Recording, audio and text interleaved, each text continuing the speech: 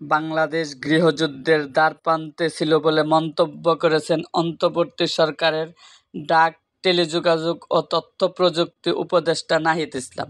কাতার ভিত্তিক সংবাদ মাধ্যম আল জাজিরার আরবি ভার্সনকে দেওয়া এক সাক্ষাৎকারে তিনি এমন দাবি করেছেন। নাহিদ ইসলাম বলেছেন, বাংলাদেশ গৃহযুদ্ধের দ্বারপ্রান্তে ছিল, কিন্তু সেই গুরুত্বপূর্ণ মুহূর্তে সেনাবাহিনী তাদের ভূমিকা পালন করেছে এবং দেশপ্রেম দেখিয়েছে। বৈষম্য বিরোধী ছাত্র আন্দোলনের অন্যতম এই সমন্বয়ক জোর দিয়ে বলেছেন, আমরা যে কোনো ধরনের সাময়িক সহায়তা বা সামরিক শাসন প্রত্যাখ্যান করেছি।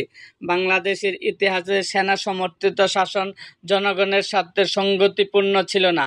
আমরা 2007 সালে 11ই জানুয়ারি সরকার গঠনকে সমর্থন দিতে চাই না।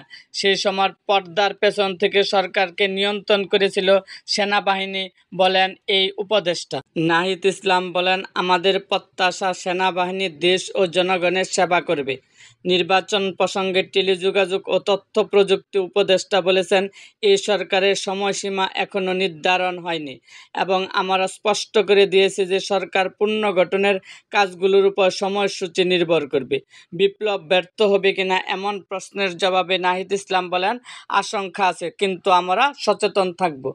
এরকম আরও ভিডিও পেতে এবং রাজনৈতিক অঙ্গনের নানা ঘটনা ও ইতিহাস জানতে আমাদের মুক্তাগাছার ইতিহাস মিডিয়া ইউটিউব চ্যানেলটিকে সাবস্ক্রাইব করুন এবং পাশে থাকা বেল আইকনটি বাজিয়ে দিন।